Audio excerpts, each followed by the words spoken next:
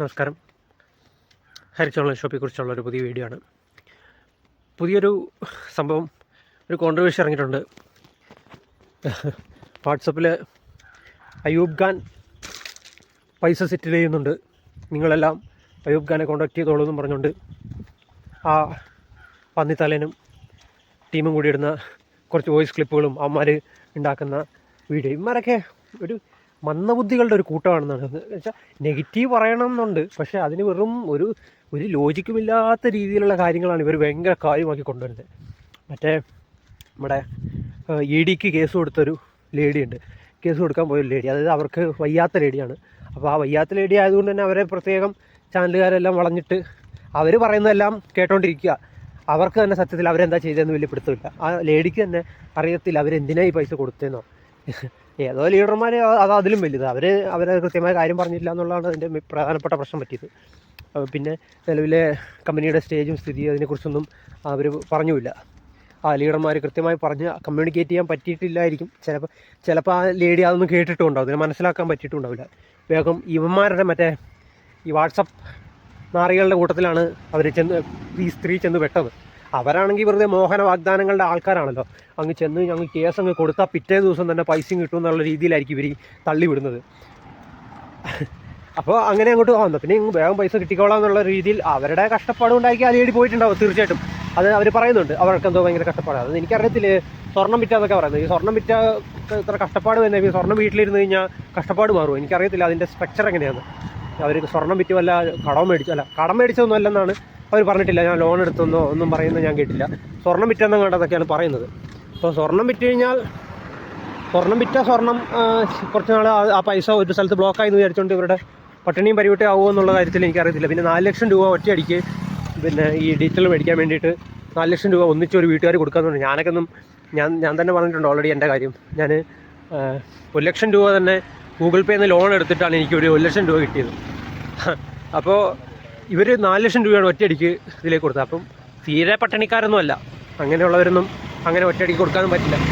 4 ലക്ഷം രൂപയൊന്നും ഒരു ലീഡർമാർ പറഞ്ഞാലും ഈ നമ്മുടെ കയ്യിലൊന്നും അതിനെ ഇപ്പോൾ എന്തെങ്കിലും ഒരു ഇഷ്യൂ വന്നാൽ തന്നെ എന്ത് വലിയ ബിസിനസ് ആണെങ്കിലും ആർക്ക് പൈസ കൊടുക്കുകയാണെങ്കിലും എത്ര ഉറപ്പുള്ള സംഗതിയാണെങ്കിലും നമ്മളൊരു മുൻകരുതൽ എടുക്കണം. ഒന്നാമത്തെ കാര്യം. കാരണം കയ്യിലുള്ളതെല്ലാം അങ്ങ് കൊടുത്തേച്ച് അങ്ങ് മറ്റൊരാൾക്ക് കൊടുത്തിട്ട് അങ്ങ് റെഡിയാവുമെന്ന് വിചാരിക്കുന്നത് അത് എത്ര വലിയ ഉറപ്പുള്ള കാര്യത്തിലും മോശം തന്നെയാണ്. അത് ചെയ്യരുത്.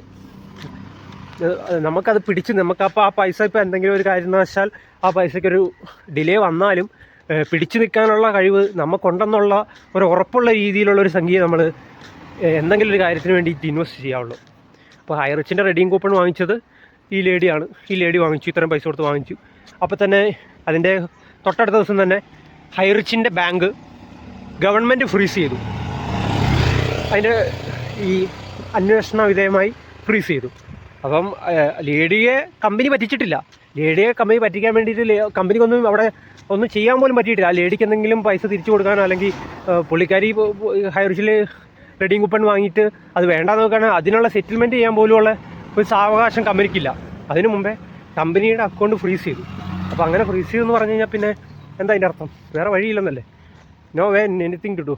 അപ്പോൾ അതിനെ പറ്റിക്കൽ എങ്ങനെയാണ് പറയുന്നത്? കമ്പനിയുടെ അക്കൗണ്ട് മറ്റൊരു ഏജൻസി ഫ്രീസ് ചെയ്തതിൻ്റെ ഫലമായിട്ട് ആ അക്കൗണ്ടിലുള്ള പൈസ, ഫ്രീസായി കിടന്ന അക്കൗണ്ടിലെ പൈസ നമുക്കൊന്നും ചെയ്യാൻ പറ്റില്ല. അപ്പോൾ അങ്ങനെ നടക്കുന്ന ഒരു അവസ്ഥയെ കമ്പനി പറ്റിച്ചു എന്നുള്ള ആ ഒരു വേർഡിൽ എങ്ങനെ അതിനെ ഉൾപ്പെടുത്താൻ പറ്റില്ല. അപ്പോൾ അത് ഇവർ ഉൾപ്പെടുത്തിക്കൊണ്ടിരിക്കുന്നത് തന്നെ ഇവർക്ക് ഈ ലേഡിക്ക് പൈസ കിട്ടണം എന്നുള്ള ഒരു ഉദ്ദേശവും ഇല്ല. അങ്ങനെ മനസ്സുള്ള ഒരാൾക്കാരെ അല്ല ഇവർ.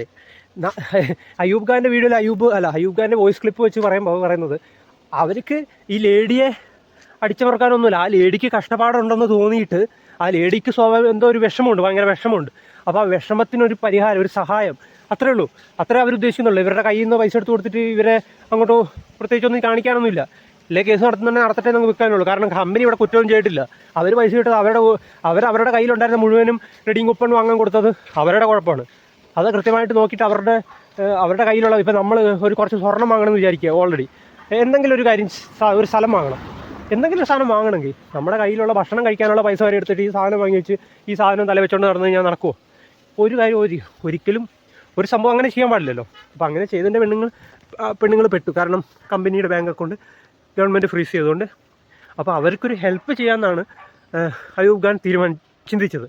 അപ്പോൾ അത് തന്നെ ആ വോയിസ് ക്ലിപ്പിൽ കൃത്യമായിട്ട് നല്ല വ്യക്തമായിട്ട് പറയുന്നുണ്ട്. അപ്പോൾ ആ ഒരു കാര്യം ചെയ്യാൻ വേണ്ടിയിട്ട് ഹെൽപ്പ് ചെയ്യാമെന്ന് പറഞ്ഞു. തീർച്ചയായിട്ടും ഹെൽപ്പ് ചെയ്യാമെന്ന് പറഞ്ഞു. അപ്പോൾ ആ ഹെൽപ്പ് ചെയ്യുക എന്ന് പറയുന്ന വോയിസ് ക്ലിപ്പ് ഹെൽപ്പ് ചെയ്യൂലെന്നോ, നിങ്ങൾക്കൊരു രൂപ തരൂലെന്നോ, നിങ്ങൾക്കൊരു പരിഹാരം, നിങ്ങൾക്കൊരു താൽക്കാലിക പരിഹാരം, നിങ്ങളുടെ വിഷമത്തിനൊരു താൽക്കാലിക പരിഹാരം ഞങ്ങൾ ചെയ്തു തരാം, ഇതൊന്നും ഗവൺമെൻറ് ചെയ്തു തരില്ല. ഇതൊന്നും നിങ്ങളിവിടെ പോയിട്ട് പോലീസിനോട് പോയിട്ട് ഞാനൊരു കേസം കൊടുത്തേക്കാം, എന്നാൽ പിന്നെ അപ്പോഴത്തേനും എനിക്ക് കുറേ പൈസ ഇങ്ങ് തരുമല്ലേ, ഇവർ പാവപ്പെട്ടവരല്ലേ എന്നൊന്നും ഗവൺമെൻറ് വിചാരിക്കില്ല. ഗവൺമെൻറ്റിന് അങ്ങനെ ഒരു നിയമവും ഇല്ല, അങ്ങനെ ഒരു സിസ്റ്റവും ഇല്ല. ഗവൺമെൻറ് ഉദ്യോഗസ്ഥർക്ക് അങ്ങനെ ഒരു മാനസിക സ്ഥിതിയുമില്ല. അപ്പോൾ അവർക്കത് ആകെ ഉള്ളത് എന്താ, ഇതിൻ്റെ ഒരു ഇത് മനസ്സിലാവും. അപ്പോൾ സത്യം എന്താണെന്ന് മനസ്സിലാക്കണം, അത്രേ ഉള്ളൂ.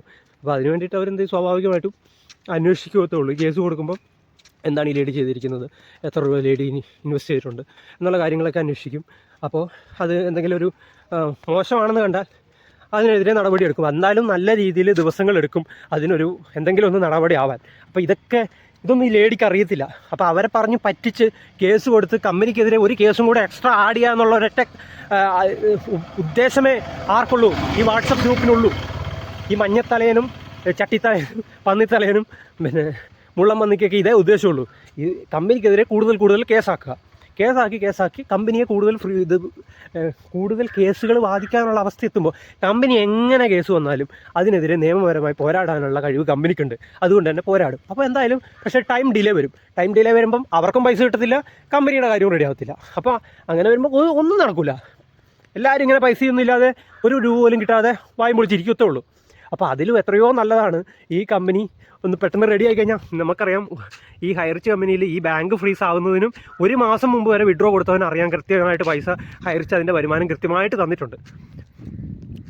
അപ്പോൾ ഒരാൾക്കും ഇല്ല എനിക്ക് ഇത്ര മാസം മുമ്പ് എന്തെങ്കിലും ബാങ്ക് ഇപ്പം നമ്മൾ ബാങ്കിൻ്റെ മറ്റേ പാസ്ബുക്കും ആധാർ കാർഡിൻ്റെ ഒക്കെ ഇതൊക്കെ പാൻ കാർഡൊക്കെ കൊടുക്കുമ്പോൾ അതിനകത്തൊക്കെ എന്തെങ്കിലും ഇതൊക്കെ വേരിയേഷൻ വന്നു കഴിഞ്ഞാൽ അത് അപ്രൂവ് ആവാതെ ഇരുന്നിട്ടല്ലാതെ അത് അപ്രൂവ് ആയിട്ടുള്ള ആർക്കും പൈസ കിട്ടാതിരിക്കുന്നില്ല.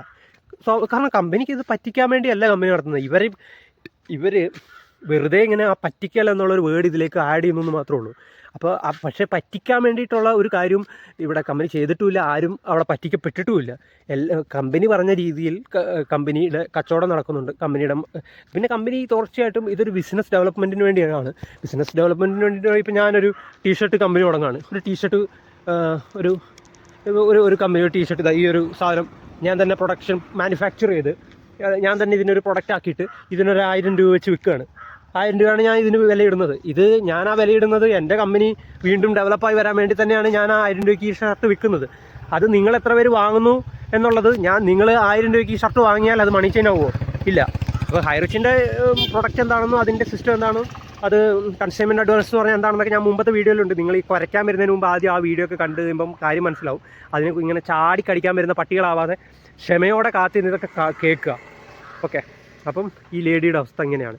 അപ്പം ഇവിടെ ആരും ഒരു സെറ്റിൽമെൻറ്റ് എന്ന് പറഞ്ഞാൽ ഇത് സെറ്റിൽമെൻറ്റ് ചെയ്തൊന്നും തീർക്കാനുള്ള പരിപാടിയൊന്നുമല്ല. ഇതൊക്കെ നിയമപരമായിട്ട് അത് കമ്പനി ശരിയായി വരുമ്പോൾ കമ്പനി കൊടുക്കുന്ന വരുമാനമാണ് ഇവിടെ തടയപ്പെട്ടിട്ടുള്ളത്. അല്ലാതെ വ്യക്തികളാരും ഇവിടെ ഒരു സെറ്റിൽമെൻറ്റിനും ഇല്ല.